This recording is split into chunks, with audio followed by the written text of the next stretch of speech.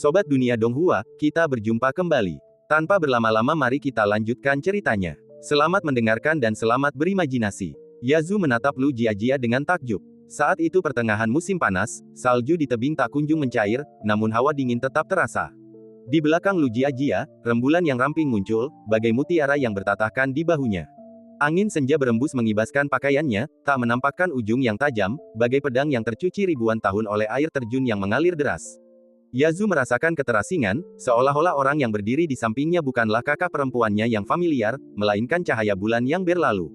Di mata Yazu, Lu Jiajia kini benar-benar abadi. Karena itu, kata-katanya semakin mengejutkannya. Wajah cantik Yazu langsung mengernyit. Itu, tempat seperti itu, Sekte Hehuan. Bagaimana mungkin orang sepertimu, Jiajia, pergi ke sana? Lu Jiajia menatap gunung yang berkabut di malam hari dan berkata dengan tenang, prinsip harmoni yin dan yang menjangkau reruntuhan suci dan dunia bawah, menghubungkan roh dan dao. Ini jauh lebih dari sekadar nafsu, ini bukan tempat yang kotor. Lagi pula, dengan hati pedang yang jernih, kemanapun kau pergi, tak ada yang perlu ditakuti. Tanah suci, dunia lapis lazuli. Itulah kata-kata yang diucapkan Ning Changjiu ketika ia menyeretnya untuk berlatih upacara yin yang cantian. Ning Changjiu pernah dipukuli olehnya saat itu, tetapi kini ia mengulanginya dengan hikmat, membuat Yazu ketakutan. Yazu menatap ekspresi seriusnya, terpikat oleh roh halusnya, tak mampu membantahnya, dan mendesah melihat kebencian Jiajia terhadap kejahatan. Yazu melanjutkan, benarkah tak ada orang lain yang perlu pergi? Tidak, iblis itu sangat berbahaya, lebih aman aku yang pergi, kata Lu Jiajia. Baiklah, kakak senior, hati-hati, Yazu tidak memaksa. Lu Jiajia mengacungkan pedangnya, dan salju serta kabut di gunung langsung mengembun menjadi pedang ramping seolah menerima dekret kekaisaran. Lu Jiajia mengetuk-ngetukkan jari kakinya pelan dan berdiri dengan anggun di atasnya. Tepat saat ia hendak mengarahkan pedang itu, suara Cao Xiaoli yang tajam terdengar di belakangnya. Saudari Lu, mau kemana? Kenapa bos belum kembali? Cao Xiaoli berjalan cepat ke puncak gunung. Yazu menoleh ke arah suara itu dan sekilas melihatnya. Seorang wanita cantik bergaun merah dengan temperamen yang agak dingin tiba-tiba muncul di puncak gunung. Meskipun alisnya sengaja dibuat lembut dan suaranya renyah dan menyenangkan, rambut hitam dan gaun merahnya masih memancarkan aura pembunuh yang samar, seolah-olah ia adalah seorang ratu alami. Dia, siapa dia? Lu Jiajia berhenti, mendarat kembali di puncak gunung, dan memperkenalkan, namanya Cao Xiaoli, teman Ning Changjiu. Aku membawanya ke sini hari ini. Aku hampir lupa memberitahumu. Cao Xiaoli mengangguk setuju. Yazu terkejut lagi dan bertanya, Ning Changjiu juga sudah kembali. Ya, kata Lu Jiajia, dia pergi ke kota kekaisaran Zhao untuk urusan bisnis dan akan kembali lagi nanti. Yazu tersenyum lega. Senang kalian semua baik-baik saja. Ia kemudian menatap gadis yang luar biasa cantik itu dan berkata, halo, Nona Xiaoli. Cao Xiaoli menyapanya dengan hormat. Karena ini gunung milik bos, semua orang adalah keluarganya. Yazu menjelaskan, ada pemberontakan iblis di Nanzu. Jiajia perlu menyelidiki dan meredakan kerusuhan, jadi dia akan pergi sebentar. Jika kau bosan, aku bisa mengajakmu berkeliling. Cao Xiaoli sedikit terkejut. Apakah ada sesuatu di Nanzu yang layak mendapatkan intervensi pribadi dari Suster Lu? Lu Jiajia berkata dengan tenang, lebih aman bagiku untuk pergi ke sana. Hal ini jelas tidak meyakinkan Cao Xiaoli. Cao Xiaoli menatap Yazu dengan penuh tanya. Yazu tersenyum tak berdaya dan menjelaskan secara singkat urusan Sekte Hehuan. Bukan masalah besar, gumam Cao Xiaoli. Lu Jiajia segera berkata, baiklah, jangan buang waktu lagi. Aku pergi dulu. Yazu, kau ajak Xiaoli jalan-jalan. Yazu tersenyum dan mengangguk. Namun, Cao Xiaoli tiba-tiba tersadar, tunggu. Ia menatap Yazu dan bertanya dengan sungguh-sungguh, seperti apa rupa pemimpin baru Sekte Hehuan. Konon katanya dia adalah iblis muda berpakaian putih, kata Yazu. Cao Xiaoli segera menatap Lu Jiajia, matanya menyipit. Saudari Lu, sudah menjadi tugas kita untuk melawan iblis dan mempertahankan jalan. Biarkan Xiaoli ikut denganmu. Lu Jiajia menolak mentah-mentah, wilayahmu terlalu rendah. Jangan ganggu aku. Pergilah bersama. Tidak, kata Cao Xiaoli tidak yakin. Kau tidak mau mengajakku. Lu Jiajia mengibaskan lengan bajunya pelan, berkata, iblis harus dilawan dengan fokus. Cao Xiaoli menggembungkan pipinya dan mendengus, kalau begitu kau harus hati-hati. Jangan beri makan iblis dengan tubuhmu. Kakakku tidak perlu mengingatkanmu. Lu Jiajia memperhatikan kekesalan Cao Xiaoli dan tersenyum tipis. Yazu sedikit bingung melihat dari samping, berpikir bahwa semua orang dari dunia tengah memiliki rasa keadilan yang begitu kuat. Lu Jiajia pergi dengan pedangnya. Cao Xiaoli menatap cahaya pedang yang menghilang di malam hari, merasa frustrasi.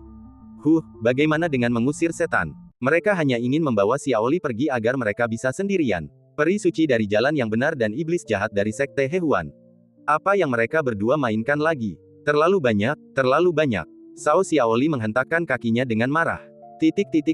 Kota Kekaisaran Zhao. Ning Changjiu membaca surat itu sekali. Kata-kata di surat itu menghilang setelah dia membacanya, karena itu bukan kata-kata itu sendiri, melainkan pikiran yang tersembunyi di dalam kotak. Pikiran ini kembali ke benak Taois tua itu, dan Taois tua itu bergidik dan mundur ke kursinya, gemetar ketakutan. Ning Changjiu menenangkan lautan kesadaran Taois tua itu dengan sihir Tao. Pendeta Tao tua itu menatapnya dengan mata terbelalak, dan berkata dengan tidak jelas, mengerikan sekali. Banyak orang telah meninggal. Sekarang setelah aku mengungkapkan ini, aku juga akan mati. Oh, dan kau juga. Kau akan mati, kau pasti akan mati. Ning Changjiu tetap tenang. Jangan takut. Ini semua sudah berlalu. Tidak ada yang akan meminta pertanggungjawabanmu. Mustahil, kata pendeta Tao tua itu dengan tegas. Sejak aku meninggalkan kota kekaisaran, aku terus dihantui siang dan malam oleh roh-roh jahat itu, dikutuk. Jika kau tidak datang hari ini, aku pasti sudah mati. Ning Changjiu mengerti apa yang telah terjadi dan berkata, ini adalah efek samping dari sutra yang bertindak terbalik. Banyak pendeta Tao pasti telah meninggal karenanya. 4 tahun yang lalu, kebakaran melanda istana Qianming, dan permaisuri, meninggal. Negara Zhao dilanda masalah internal dan eksternal, dan berada di ambang kehancuran. Pada saat itu, banyak pendeta Tao diperintahkan oleh master penyihir untuk memasuki kota guna mencegah bencana. Kini tampaknya banyak Taois ternama yang dicari oleh master penyihir telah diam-diam menerima perintah dari permaisuri. Mereka tersebar di seluruh kota, membalikkan formasi besar penangkal bencana, menarik iblis dari segala penjuru, dan menyebabkan kekacauan lebih lanjut di kota kerajaan. Lika-liku masa lalu iblis rubah dan kemunculan tiba-tiba sang pemakan jiwa tampak seperti kebetulan, tetapi kenyataannya, semuanya didorong oleh takdir bencana. Jika bukan karena Xiang'er atau saudara keduanya, kemungkinan besar Xiang'er akan binasa dalam rencana Suzaku. Jika Suzaku benar-benar ingin membunuh Xiang'er, itu akan mudah, jadi mengapa dia melakukan hal sejauh itu? Ning Changjiu berspekulasi bahwa itu terkait dengan kekuatan Xie yang didambakannya. Sutra penangkal bencana, kata Taois tua itu dengan suara gemetar, ya. Sutra penangkal bencana, ini adalah hutang karma, ini adalah pembalasan. Ning Changjiu berkata dengan serius, aku akan melenyapkan kemalangan dan malapeta kamu, memutuskan hubungan karma ini untukmu. Mulai sekarang, kau boleh hidup seperti orang biasa, tetapi jangan berbuat jahat, atau malapetaka akan datang lagi. Taois tua itu ragu apakah ia mengatakan yang sebenarnya. Kau hanya berutang 1 koin tembaga padaku, mengapa kau membantuku? Lagi pula, jika kau tidak mengusirku dari kediaman Pangeran Zhao, aku pasti sudah mati mengenaskan seperti semua Taois lainnya. Ning Changjiu memandangi kotak-kotak kayu di atas meja dan berkata, karena kau mengingatkanku pada sesuatu yang sangat penting. Taois tua itu masih tidak mengerti. Ia memandangi kotak-kotak itu, suaranya merendah, dan berkata, ini bukan barang langka. Ini dijual di pasar. Namanya kotak harta karun rahasia. Jika kau benar-benar tertarik, kau bisa pergi dan melihatnya. Ning Changjiu mengangguk. Tumpukan kota-kota dari dunia fana inilah yang hampir menipu mata Taiyinnya yang angkuh. Mata Taiyinnya tak terkalahkan dalam menembus benda-benda berlapis tunggal, tetapi begitu ada gangguan informasi yang cukup, kemungkinan besar ia tak akan mampu menembusnya. Kesenjangan antara para kultivator 5 jalan dan para pangeran kegelapan sangat besar, tetapi perbedaan antara orang biasa dan para kultivator 5 jalan juga sangat besar. Kotak harta karun rahasia biasa ini telah menipunya, jadi mungkinkah ia menciptakan kotak harta karun rahasia yang lebih besar yang dapat menipu keberadaan di atas langit? Detak jantung Ning Changjiu semakin cepat. Ia dengan tenang meletakkan surat itu di tengah dan menyusun kotak-kotak kayu lapis demi lapis seperti semula. Pendeta Tao tua itu memperhatikan semua yang dilakukannya dan merasa bahwa ia lebih gila daripada dirinya sendiri. Ning Changjiu menyimpan kotak harta karun rahasia itu dan mengembalikannya ke tempatnya semula. Ia menatap pendeta Tao tua itu dan menunjukkan 3 jimat, yang jatuh satu persatu di dahinya. Cahaya berkelap-kelip di ruangan itu, dan hantu-hantu kecil yang telah menunggu kesempatan di luar ruangan berteriak panik. Mereka tak dapat melarikan diri dan hancur menjadi abu. Sesaat kemudian, Taois tua itu tersadar kembali. Ia merasa tubuhnya lebih ringan, beban lumpur hilang, dan rasa kematian yang akan datang pun lenyap. Ia menatap koin tembaga di atas meja sejenak, lalu tiba-tiba bangkit dari kursinya. Ia ingin berterima kasih, tetapi ketika ia melihat sekeliling, pemuda berbaju putih itu telah lenyap tanpa jejak. Sekalipun ia ingin membalas doanya, ia tak dapat mengingat namanya. Tak lama kemudian, ia bahkan tak dapat mengingat wajahnya. Ning Changjiu berdiri di jalan panjang di tengah malam. Kota kekaisaran menjauhinya, dan orang-orang yang datang dan pergi tak lagi menjadi perhatiannya. Ia berjalan sendirian menyusuri jalan hingga tiba di sebuah restoran. Restoran inilah yang pernah ia dan Zhao Xiang'er kunjungi saat mereka berkeliling dunia berpura-pura menjadi sepasang kekasih yang sopan. Ia masuk dengan santai, berharap bisa menikmati hidangan sederhana dan mengenang hari-hari yang dihabiskannya bersama si Anger. Ia duduk di dekat jendela dan memesan sebotol kecil anggur. Ketika pelayan bertanya apakah ia ingin makanan lain, ia hanya meminta camilan. Pelayan itu menurutinya. Ning Changjiu merogoh sebagian uang tabungannya. Ketika hidangan pembuka tiba, Ning Changjiu sedikit terkejut. Ia mengira akan mendapatkan sesuatu seperti kacang dan irisan akar teratai, tetapi yang datang justru irisan kaki babi dengan taburan daun kucai cincang halus. Hidangan pembuka ini, sungguh tidak biasa, ujar Ning Changjiu. Pelayan itu, sedikit terkejut, menunjuk menu di dinding dan berkata, bukankah itu yang dipesan pelanggan? Ini hidangan khas kami. Ning Changjiu mengikuti jarinya. Baris pertama menu yang dilihatnya bertuliskan, Xia Jiu Kai. Kenangan kembali berkelebat saat ia membawa dua kaisar wanita tercantik dan pendekar pedang dari Nanzu secara bersamaan, yang memicu kritik luas. Xia Jiu Kai adalah kreasi asli pada masa itu, dan bahkan bertahan hingga kini, menjadi tradisi setempat. Ia memandangi kaki babi besar di piring, terkekeh meremehkan, dan berkata, ya, itu yang saya pesan. Pelayan itu menghela napas lega, setelah mengira orang luar itu telah melakukan kesalahan. Ning Changjiu menggigit dua suap dengan santai, lalu merasakan ada yang tidak beres. Xia Jiu Kai, kenapa aku punya firasat buruk? Ia menjepit jari-jarinya di balik lengan baju, matanya menyipit tanpa sadar, dan setelah makan sederhana dan membayar tagihan, ia segera berangkat dengan pedangnya untuk kembali ke Sekte Hehuan. Saat ini, tetua yang berhasil melarikan diri ke Yujian Tianzong untuk mengajukan keluhan masih merasa puas, berpikir bahwa ia sangat beruntung karena berhasil bertemu dengan pemimpin sekte pedang misterius yang kembali ke sekte. Tuhan membantunya kali ini, dan iblis yang menyebabkan kekacauan di sekte Hehuan pasti akan diadili. Ning Changjiu tidak butuh waktu lama untuk kembali ke sekte dengan pedangnya. Ketika ia kembali, seluruh sekte tampak tenang dan hikmat. Melihat Ning Changjiu kembali, He Guang akhirnya menghela napas lega. Apa yang terjadi? Tanya Ning Changjiu. He Guang berkata, tetua yang melarikan diri sebelumnya pergi ke Yujian Tianzong untuk melapor. Tianzong mengirim orang untuk menyelidiki. Kami sudah menjelaskan semuanya kepada peri itu, tetapi dia tidak percaya dan bersikeras menunggu Anda kembali untuk menginterogasinya sendiri. Ning Changjiu menghela napas dan bertanya dengan penuh arti, peri Yujian Tianzong yang mana ini? He Guang berbisik, kebetulan sekali, dia mantan gurumu, Lu Jiajia. Seharusnya dia sedang bepergian sekarang, tapi aku tidak tahu mengapa dia kembali hari ini. Guru, kau tidak melakukan apapun yang mengecewakan gurumu, kan? Ning Changjiu menggelengkan kepalanya pelan, ekspresinya tenang, dan berkata, jangan khawatir, aku akan bicara baik-baik dengannya. Meskipun He Guang tahu mereka berada di pihak keadilan, ia masih sedikit khawatir, takut mereka mungkin menyimpan dendam pribadi. He Guang mundur ke tengah kerumunan, dan Ning Changjiu melangkah maju, berhenti di pintu masuk aula. Para murid menatapnya. Pemuda abadi yang dengan mudah mengalahkan mantan pemimpin sekte Hehuan membungkuk hormat di gerbang dan berkata, saya tidak menyadari bahwa guru yang datang. Saya minta maaf karena tidak menyambut Anda. Saya harap Anda memaafkan saya. Murid-murid lainnya tercengang. Sebelumnya mereka berspekulasi tentang asal-usul abadi ini, tetapi mereka tidak menyangka bahwa ia adalah murid dari pendekar pedang wanita paling misterius di Provinsi Selatan. Benarkah, guru dari seorang guru akan melahirkan murid dari seorang guru? Ketika pemimpin sekte pedang tiba, banyak murid merasa khawatir tentang sang abadi, namun juga ingin tahu apakah ia dapat memukau semua orang dan menaklukkan peri sekte pedang. Sekarang, sepertinya pertarungan itu tidak akan terjadi. Para murid terpesona oleh para penonton. Seandainya Cao Xiaoli ada di sini, dia mungkin akan marah besar dan berteriak, kalian benar-benar jago bermain. Peri di aula itu sepertinya sengaja mengabaikannya. Ning Changjiu berdiri di sana cukup lama sebelum sebuah suara dingin terdengar. Murid, silakan masuk ke aula dan mengobrol. Ning Changjiu berbalik, menatap para murid, dan berkata, kalian semua harus kembali dulu. Aku akan bicara panjang lebar dengan guru. Guru berasal dari keluarga yang saleh dan terpandang, jadi dia pasti bisa memahamiku. Banyak murid, yang ingin menyaksikan kehebohan itu, jelas enggan untuk pergi.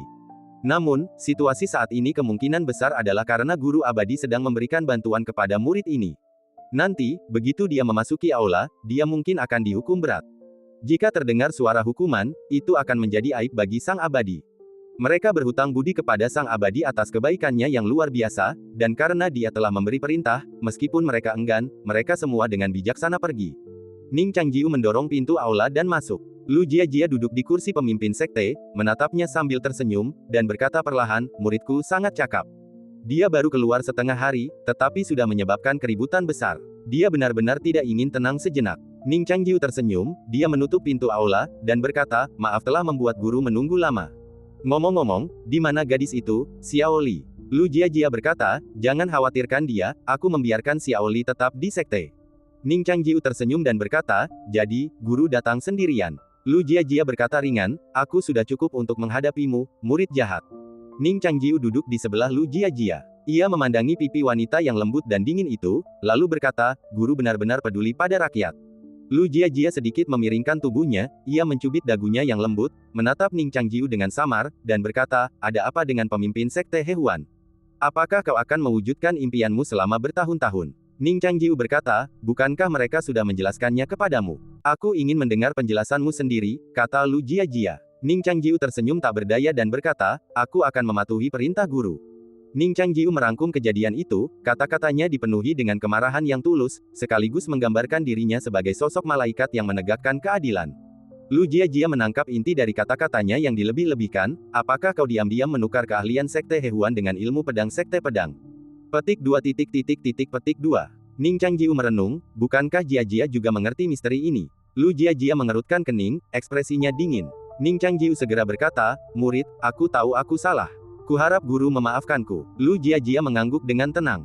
Tentu saja, dia tidak keberatan dengan semua ini. Itu hanyalah tuduhan palsu. Dia bertanya, cepat atau lambat kita harus pergi. Kau pemimpinnya sekarang, tetapi kau tidak akan bisa bertahan lama. Apa yang akan kau lakukan? Ning Changjiu berkata, karma dunia terlalu berat, dan aku tidak berniat untuk tinggal lama. Tapi aku akan menggambar lukisanku dan membiarkannya mengambil alih. Lukisan itu tidak akan ternoda oleh karma. Lu Jiajia bertanya dengan ragu, apakah itu tidak akan ketahuan? Biarkan lukisan itu tetap dikuil untuk waktu yang lama, rahasiakan. Ketika saatnya tiba, kita bisa menetapkan beberapa aturan. Kau bisa memindahkan beberapa orang dari Yujian Tianzong untuk membantu mengelolanya. Seharusnya tidak masalah, kata Ning Changjiu. Lu Jiajia berkata dengan dingin, jangan coba-coba. Sekte pedangku adalah sekte yang bergengsi dan berbudi luhur. Mengapa kita harus memindahkan orang-orang kepadamu, pemimpin sekte? Dulu, Ning Changjiu mungkin akan menerimanya, tetapi sekarang ia memiliki identitas tambahan sebagai leluhur sekte Hehuan. Demi menjaga martabat kehidupan sebelumnya, ia menolak untuk mengakui kata sekte. Guru, seorang peri yang berbudi luhur, bukankah kau memuji kedalaman Taoisme sekte Hehuan di masa lalu? Kata Ning Changjiu. Ya, apakah ada? Wajah Lu Jiajia sedikit memerah, tatapannya sedikit teralih. Hentikan omong kosongmu. Aku tidak percaya kebohonganmu. Ning Changjiu dengan sabar membujuk, Jiajia memiliki mata yang tajam dan seharusnya mampu memahami misteri mendalam dari upacara Agung Yin Yang. Hanya saja metodenya terlalu rumit. Mereka hanya mempelajari dasar-dasarnya, bukan esensinya. Saya telah merancang ulang metodenya. Di masa depan, sekte ini akan berkembang pesat dan menjadi salah satu dari dua aliran pemikiran besar di Provinsi Selatan, bersama sekte pedang. Lu Jiajia merasa skeptis. Ia masih belum bisa menerima kenaikan mendadak suaminya menjadi pemimpin sekte Hehuan. Ia mengulurkan tangannya dan berkata, coba kulihat. Ning Changjiu menerimanya. Teknik itu benar-benar ada. Lu Jiajia tercengang. Ia membacanya, merenung sejenak, dan meskipun memang misterius, ia tetap merasa itu tipuan. Pemahamanmu tentang teknik ini begitu mendalam. Keheranan Lu Jiajia semakin bertambah setiap kali ia membaca. Ning Changjiu menghela napas dan berkata, sejujurnya, ribuan tahun yang lalu, pendiri asli teknik ini adalah. Ia menunjuk dirinya sendiri. Lu Jiajia mengangkat kepalanya dan menatap mata Ning Changjiu sejenak, memastikan bahwa ia tidak berbohong. Matanya yang jernih berkedip, dan setelah jeda yang lama, ia berkata dengan nada sarkastis, kau sungguh bakat yang langka di dunia kultivasi. Guru, kau terlalu baik. Identitas apa lagi yang kau miliki? Aku juga penasaran. Kunjungi lebih banyak sekte di masa depan, kau mungkin akan menemukan sesuatu yang mengejutkan. Petik 2. Petik 2. Keduanya mengobrol sebentar. Lu Jiajia membaca kitab-kitab klasik dan merasa kitab-kitab itu mendalam dan mudah dipahami, sungguh luar biasa. Setelah membacanya, ia bahkan merasakan pencerahan tiba-tiba, keinginan untuk mencobanya. Ia berkata dengan tenang, kau sibuk dengan semua ini, apa kau tidak punya tujuan lain? Ning Changjiu mengemas buku rahasia itu, tersenyum, dan berkata, aku adalah bakat yang sangat brilian di kehidupanku sebelumnya. Kitab klasik ini tentu lebih dari itu. Ia mengulurkan tangannya dan memanggil gagak emas. Gagak itu menerangi garis-garis telapak tangannya. Aku penasaran, apakah di kehidupanku sebelumnya aku meramalkan hari ini, atau hanya kebetulan? Ning Changjiu merenung sejenak, lalu berkata, Jiajia, ikut aku masuk. Cahaya keemasan menerangi aula. Keduanya menghilang ke dalam aula. Ning Changjiu membawa Lu Jiajia ke kerajaan gagak emas yang luas. Membangun kerajaan membutuhkan logika mitologis, tetapi juga sarana untuk memungkinkan siklus alami langit dan bumi beregenerasi dan berkembang. Misalnya, di kota Linhe, Nyonya Bai memerintahkan Ning Qinsui untuk menangkap air dan menghubungkan mata air kuning dari ujung ke ujung, yang merupakan salah satu sarana untuk menjaga siklus alami tetap berjalan. Ning Changjiu berbicara sambil membawa Lu Jiajia ke tempat yang lebih tinggi, dan bersama-sama mereka melihat ke bawah. Dulu aku bertanya-tanya bagaimana cara membangun sesuatu seperti sumur ibu roh janin. Aku tidak bisa menemukannya, tetapi upacara Agung Yin Yang yang lengkap telah memberiku inspirasi yang luar biasa. Ning Changjiu berbicara, dan Bai Sangcheng dipenuhi bayangan percikan api yang mengalir. Ia menunjuk ke suatu titik dan dengan santai menggambar lingkaran sempurna, menandainya sebagai sumur. Ia melanjutkan, meskipun kerajaan dewa juga melahirkan makhluk hidup, itu bukanlah dunia nyata. Makhluk hidup yang dilahirkannya lebih berfokus pada roh daripada kehidupan. Oleh karena itu, menciptakan makhluk hidup di kerajaan dewa tidak memerlukan angin, hujan, guntur, dan kilat, juga tidak memerlukan miliaran tahun evolusi.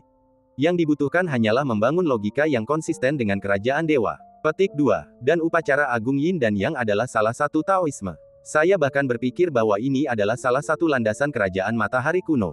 Ning Changjiu mengucapkan kata-kata ini dengan serius, tetapi Lu Jiajia, sebagai peri ortodoks, selalu merasa sulit untuk menerima tiga kata, Sekte Hehuan.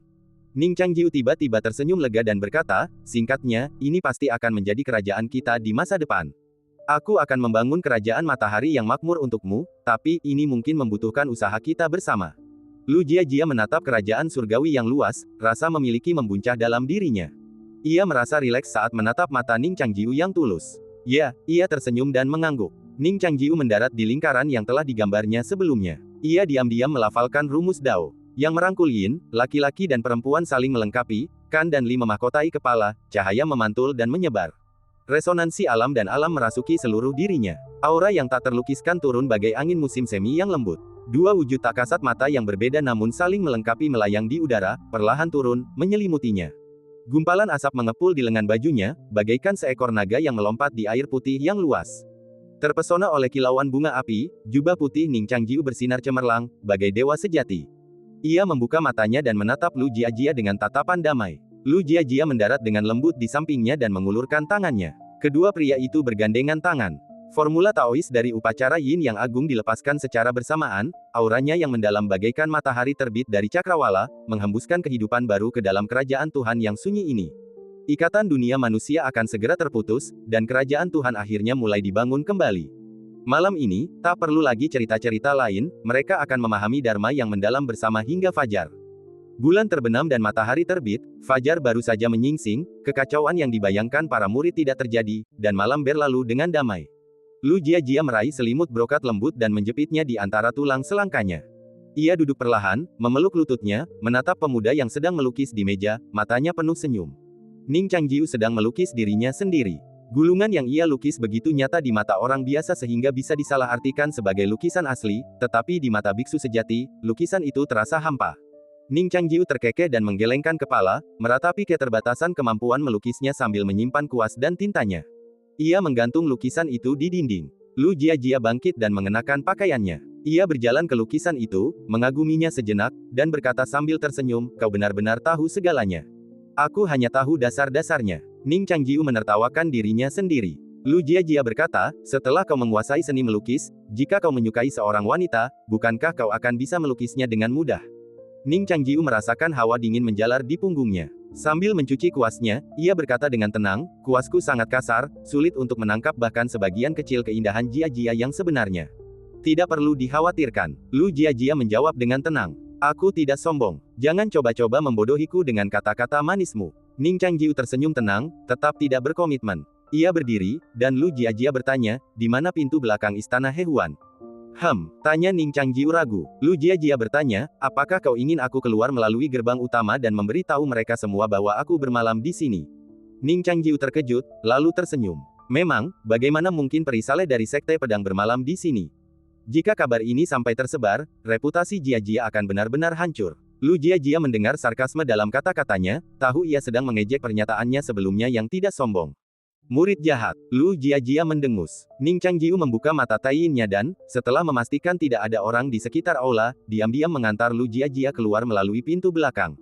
Jiajia, ketika kau kembali ke puncak, ingatlah untuk menulis surat permohonan agar Sekte Hehuan menjadi pengikut Sekte Jian, kata Ning Changjiu.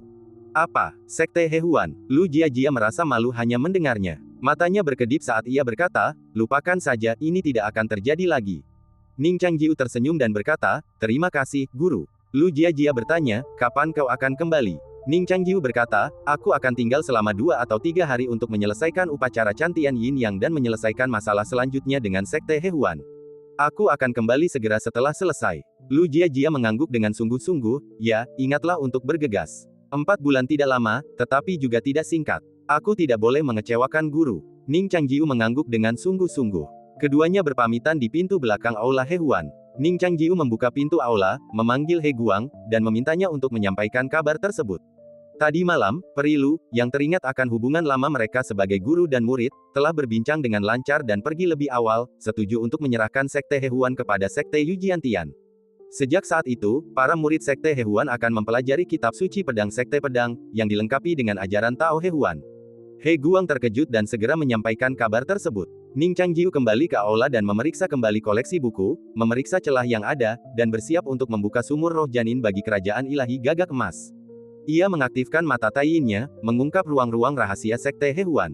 Ia dengan mudah memasuki perpustakaan tersembunyi Sekte Hehuan. Mata Taiyin menerangi setiap buku secara bersamaan, dan ribuan volume berhamburan di lautan kesadarannya. Kata-kata menari tanpa suara, berubah menjadi aliran informasi yang mengalir deras ke lautan kesadaran yang luas. Kitab-kitab rahasia ini merupakan kompilasi kultivasi dan pencerahan dari generasi ke generasi praktisi Sekte Hehuan. Ning Changjiu dengan cepat menyelesaikan semua buku, lalu menggelengkan kepalanya sedikit, agak kecewa. Ia yakin bahwa di perpustakaan sutra yang besar ini, tidak ada satupun salinan asli miliknya. Setelah banyak modifikasi di generasi selanjutnya, kebanyakan dari kitab-kitab itu hanyalah ampas ciptaan sendiri, yang mengubahnya menjadi mantra yang tidak selaras atau pengikut nafsu. Ning Changjiu dengan cepat menghapus kekecewaannya. Karena di kehidupan sebelumnya ia mampu menuliskan kitab rahasia ini, mengapa sulit baginya untuk menyimpulkannya lagi di kehidupan ini? Ning Changjiu berhenti mencari dan berencana mencari tempat terpencil untuk menenangkan pikirannya dan berkonsentrasi pada pemahamannya. Tentu saja, mustahil untuk memutuskan semua ikatan di Nanzhou. Kota Kekaisaran Kerajaan Zhao, Kota Linhe, Yujian Tianzong, dan banyak tempat lain yang pernah ia kunjungi masih terkait erat dengannya. Namun ia tidak berniat untuk mengembalikan Tao secara sengaja. Karena ia mendapati bahwa ketika ia sendirian, ia akan menjadi aneh dan acuh tak acuh.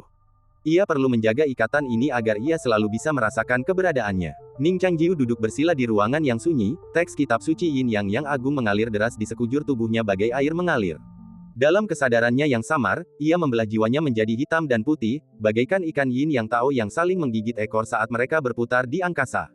Ning Changjiu perlahan-lahan kehilangan kesadaran akan tubuh fisiknya, terus-menerus melayang bagai angin yang jernih dan tak bernoda. Ning Changjiu tiba-tiba memahami arti sebenarnya dari prinsip Yin Yang. Orang-orang menggunakan bubuk mesiu untuk menyalakan petasan dan kekuatan spiritual untuk mengendalikan pedang terbang, hal-hal ini subjektif dan kasat mata. Konsep populer tentang kenaikan juga mengacu pada kenaikan tubuh fisik, di mana kekuatan spiritual mendorong seseorang menembus angkasa. Jadi, bagaimana jiwa dapat terangkat? Inilah tujuan dari jalan kebahagiaan. Semburan duka dan kegembiraan yang tiba-tiba dapat mendorong jiwa ke tingkat yang belum pernah terjadi sebelumnya, bahkan menyebabkan banyak manusia yang lemah pingsan. Meskipun puncak kesedihan seringkali mengharuskan kematian orang terkasih atau perpisahan anggota keluarga, luapan kegembiraan jauh lebih sederhana. Jalan halus ini, yang tak terlihat oleh kebanyakan makhluk abadi, melambangkan kekuatan unik yang mendorong jiwa ke alam yang lebih tinggi. Terlahir dari kotoran duniawi, jalan ini memiliki vitalitas dan ketegangan yang tak tertandingi. Ketika mencapai puncaknya, ia terbebas dari lumpur dan bangkit dari ombak keruh, mengangkat jiwa murni ke ketinggian yang belum pernah terjadi sebelumnya. Pada saat itu, kekuatan spiritual dimurnikan, dan baik manusia fana maupun abadi mengalami kondisi pikiran murni seorang Buddha suci atau dewa sejati yang bertahta tinggi. Ini adalah pelarian jiwa sesaat dari tubuh, kebebasan tanpa hasrat dan tak tergoyahkan. Bagi seorang dewa 5 jalan seperti Ning Changjiu, menguasai formula Dao memungkinkannya untuk memanfaatkan kekuatan yang awalnya kacau ini. Di puncak kultivasi, ia bahkan dapat mencapai kenaikan spiritual, mencapai surga. Oleh karena itu, karakter Cantian Surgawi dicantumkan dalam judul teksnya. Ning Changjiu mendalami latihan ini, tetapi karena keterbatasan waktu dan keterbatasannya sendiri, ia tidak punya waktu untuk mengolahnya secara maksimal. Ning Changjiu menghabiskan waktu sendirian mengolah Dao hingga ia lupa waktu. Ketika ia membuka mata lagi, hari sudah berbeda. Ia menghirup udara segar, perlahan berdiri, dan berjalan keluar aula, hanya untuk mendapati He Guang sudah menunggunya. Ada apa lagi? Tanya Ning Changjiu. He Guang menghela napas lega ketika melihat Ning Changjiu muncul. Ia segera mengeluarkan sebuah surat, menyerahkannya kepada Ning Changjiu, dan berkata, ini adalah buku pedang Yujian Tianzong. Seperti yang dikatakan Sang Dewa, Master Jianzong secara pribadi telah mengakui statusmu sebagai Master, dan telah berjanji bahwa Sekte Hehuan akan menjadi sekte bawahan Yujian Tianzong di masa depan. Ning Changjiu mengangguk pelan, mengambil buku pedang itu, membacanya, dan menyimpannya. Sebagai pemimpin Sekte Yujian Tianzong di wilayah ini, dengan kitab pedang yang disusun sendiri oleh pemimpin Sekte Pedang, Sekte Hehuan tidak perlu lagi mengkhawatirkan identitasnya. Ning Changjiu hendak kembali ke istana ketika ia melihat He Guang, yang tampak ragu untuk berbicara.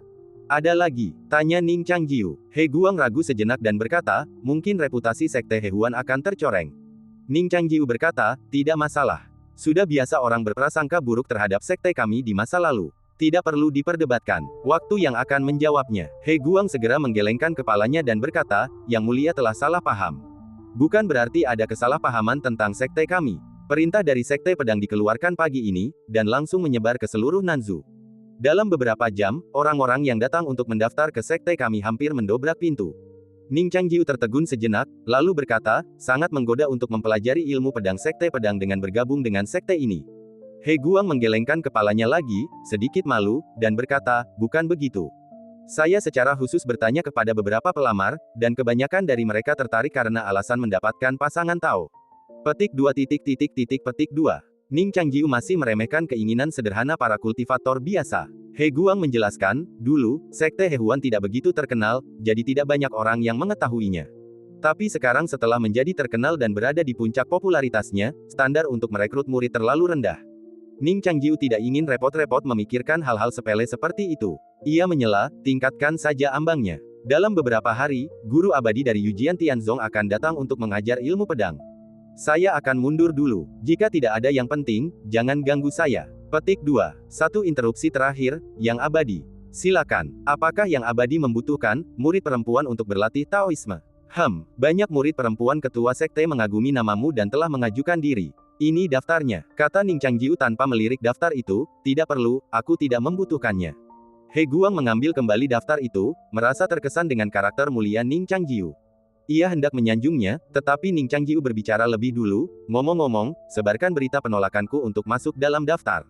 Akan lebih baik jika kau bisa menyebarkannya ke Yujian Tianzong. He Guang tertegun, lalu tersadar setengah sadar. Murid patuh. Kerajaan Dewa Xuanfu. Kerajaan dewa itu menjulang tinggi, memantulkan cahaya bulan. Di dalam kuil, sisa-sisa Xuanfu, seluas menara kuil dan gunung, berdiri sendiri. Tulang-tulang naga yang dulu mengikat mereka telah terlepas.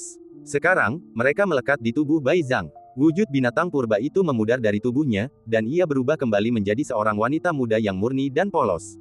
Namun, anggota tubuhnya yang ramping terbelenggu rantai, menjepitnya ke tanah, tak mampu melepaskan diri. Sebelumnya ia meringkuk seperti harimau, tetapi kini, dalam wujud manusia, ia berlutut, gemetar, dan tak mampu berdiri. Gaun perak cair yang menyelimuti tubuhnya terasa seperti air mendidih yang mendingin. Ye Changong duduk di singgasana, jubah Tao biru tua terselubung kain kasa putih. Ia telah kembali ke wujud aslinya, bukan lagi seorang gadis muda. Sosok surgawinya semurni dan sehalus bulan, sedalam alam semesta, membangkitkan rasa kemurnian dan transendensi yang takkan pernah ada lagi. Kuil para pendeta dan penguasa surgawi yang dulu suram dan sunyi kini diterangi. Saudari senior Shen Yu berdiri di aula pendeta, dan kakak senior kedua Wu Di berdiri di aula penguasa surgawi. Mereka bagaikan dua gunung perkasa, menindas Bai Zhang dengan sekuat tenaga. Bai Zhang bernapas lemah, wajahnya sepucat perak. Bulan ramping menggantung di atas kepala, perlahan-lahan merampas kekuatannya, mengklaimnya untuk dirinya sendiri. Proses ini terus berlanjut tanpa henti. Hari kegelapan pada akhirnya akan tiba, dan kau ditakdirkan untuk gagal. Suara Bai Zhang dipenuhi emosi. Ia mengulang kalimat ini berkali-kali. Ye Chan Gong duduk dengan acuh tak acuh dan elegan di singgasana. Temperamen suster senior tidak sebaik guru. Sebuah rok hijau berkibar, sebuah kecapi jatuh. Di tengah teriakan Bai Zhang, suara suster senior yang dingin dan arogan bergema. Aku tahu sulit menerima keruntuhan iman, tetapi kau hanyalah sebuah kegagalan total. Sebagai penguasa kerajaan ilahi, apa yang disebut kemahatahuan dan kemahakuasaanmu hanyalah ketergantungan pada kekuatan kerajaan. Tampaknya, kau hanyalah seorang bodoh yang paranoid. Diam, kau pernah mati sekali, dan bertahan hidup hanyalah sebuah kebetulan. Apa hakmu untuk begitu sombong? Bai Zhang mengangkat kepalanya, seperti anak harimau yang mengaum, siap memperlihatkan cakarnya yang patah namun masih tajam. Namun suster senior dengan tenang menghentakkan kepalanya ke tanah. Sang ratu yang pernah meraung di seluruh dunia kini diinjak-injak dengan begitu saja.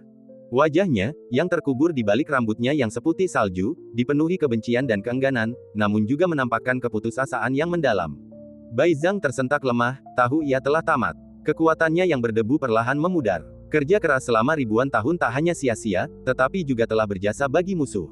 Nuwa yang keji ini kerap kali menusuk hatinya. Ia tak lagi memiliki sikap acuh tak acuh bak dewa, tak mampu menahan amarah dan berbagai emosi negatifnya. Sang kakak perempuan berkata, kau mampu bertahan saat itu hanya karena kau mengincar tahta dewa ilahi, sementara kami mengincar yang lebih tinggi. Guru tidak menganggapmu serius saat itu, dan beliau masih tidak. Bai Zhang ingin membalas, tetapi para pemenanglah yang merampasnya. Dalam pertempuran memperebutkan kerajaan Xuanfu, ia telah benar-benar dikalahkan dan dikalahkan. Diinjak kaki kakak perempuan tertua, pipi Bai Zhang menempel ke tanah, mata peraknya berbinar. Penghinaan ini justru menenangkannya. Secerca inspirasi menyambarnya, dan ia tiba-tiba bertanya, Sang Santo. Jufu tidak mati, kan? Kakak perempuan tertua menjawab dengan tenang, Sang Santo tidak pernah mati. Kita semua tahu di mana ia dimakamkan. Tidak, bukan itu maksudku, seru Bai Zhang tajam. Dulu aku berpikir Jufu sedang sekarat, praktis mati, tapi ternyata tidak, kan? Ia tahu ia ditakdirkan dan ingin tahu kebenarannya. Kakak perempuan tertua mencibir, kenapa aku harus memberitahumu? Kau, Nuwa, Bai Zhang mengamuk. Bukankah kau dewa yang maha tahu dan maha kuasa? Suara kakak perempuan tertua terdengar dingin. Bai Zhang tersentak dan bertanya, kalau kau ingin membunuhku, bunuh saja aku.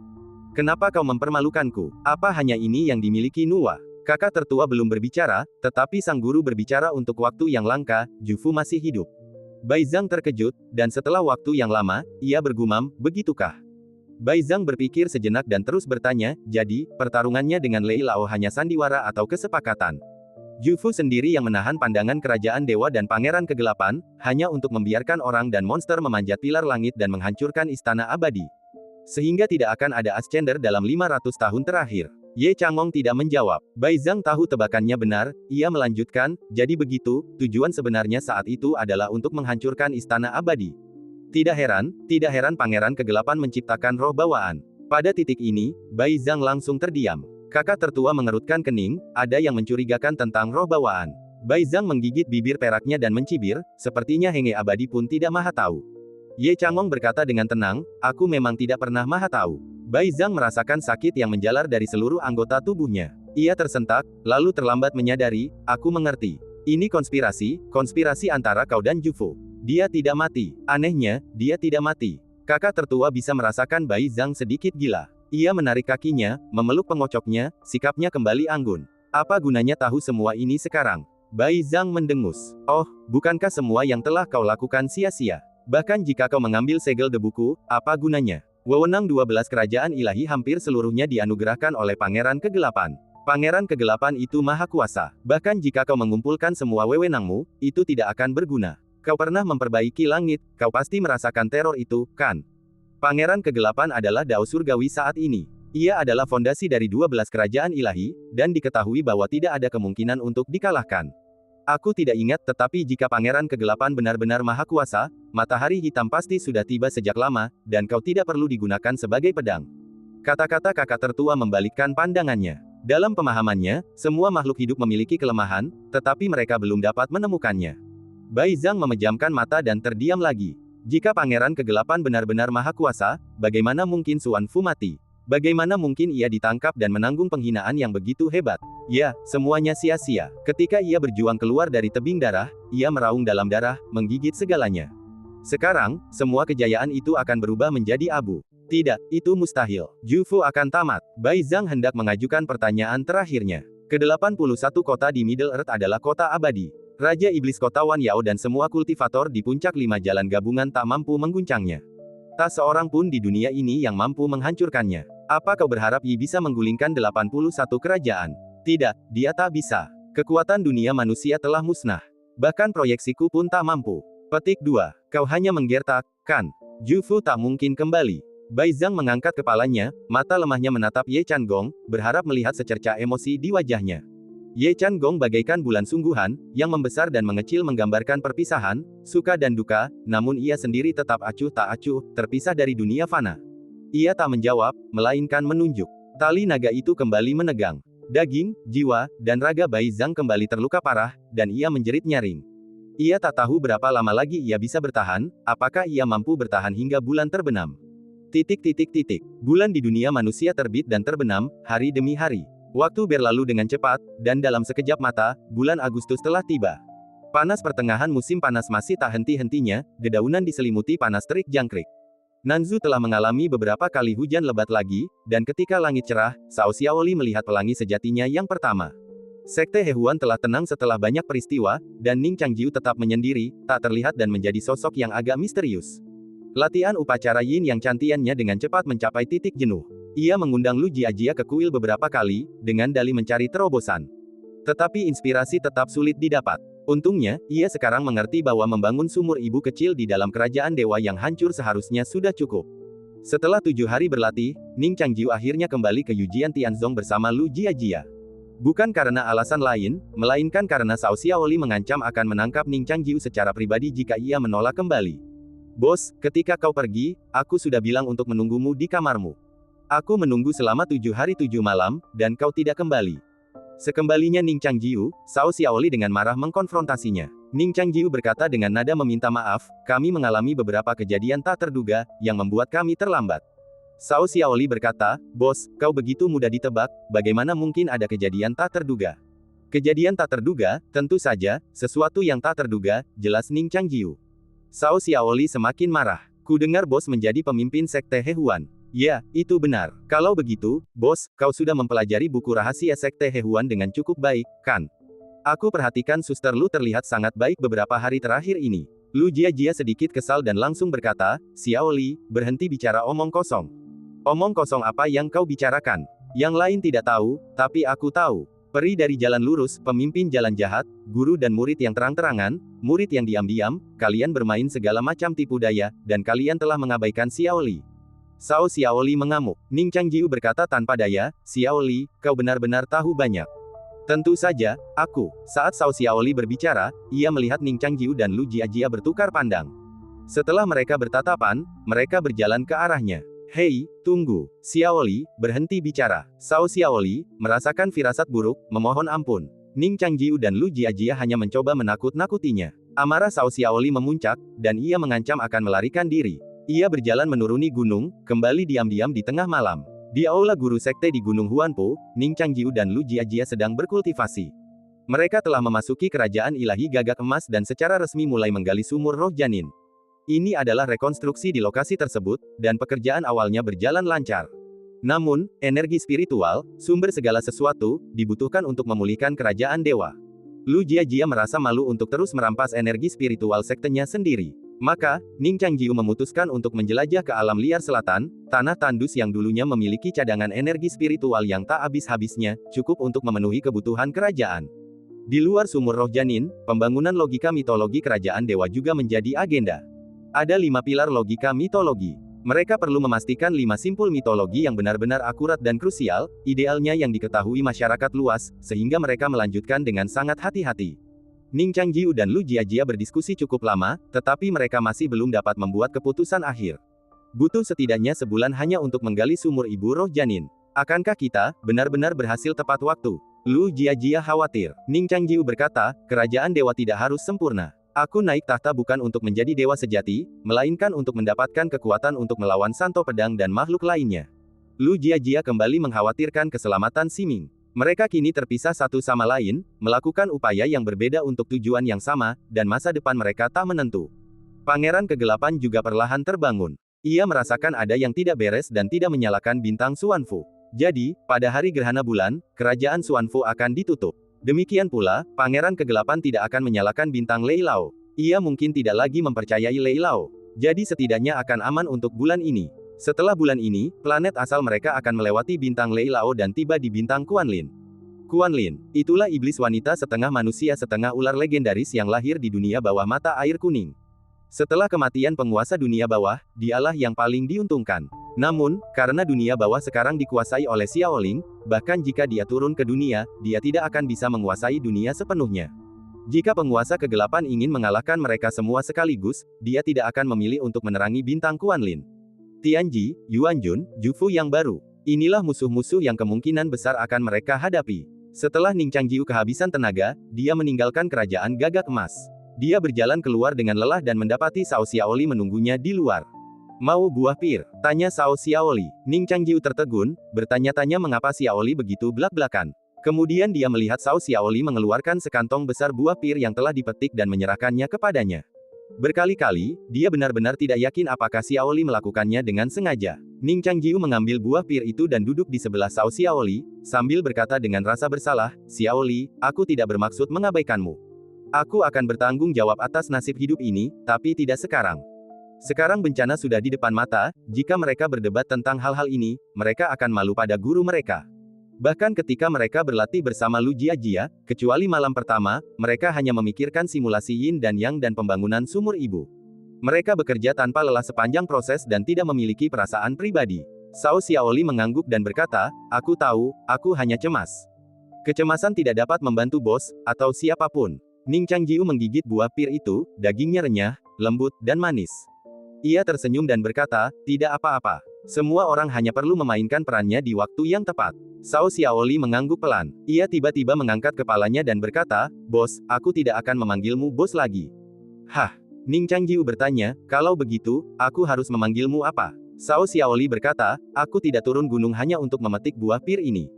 Sambil berbicara, ia mengeluarkan sebuah papan kayu dan menyerahkannya kepada Ning Changjiu, sambil berkata dengan serius, "Aku baru saja pergi ke Sekte Hehuan dan lulus ujian Sekte Dalam. Sekarang aku adalah murid Sekte Dalammu. Guru, terimalah hormatku." Cao Xiaoli mengangkat bagian depan roknya, berlutut, dan bersujud dengan lembut. Ning Changjiu sedikit bingung sejenak, "Xiaoli, kau salah paham.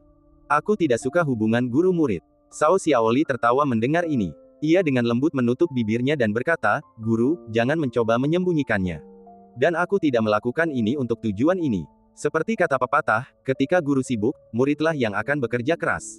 Sekarang kita adalah guru dan murid yang sah. Sudah waktunya bagiku untuk melepaskan semua yang ada di masa laluku, menghancurkan penjara di hatiku, dan membantumu dengan cara yang sah." Lu Jiajia berdiri di pintu, menyaksikan pemandangan ini, senyum lega tersungging di pipinya yang sedikit lelah.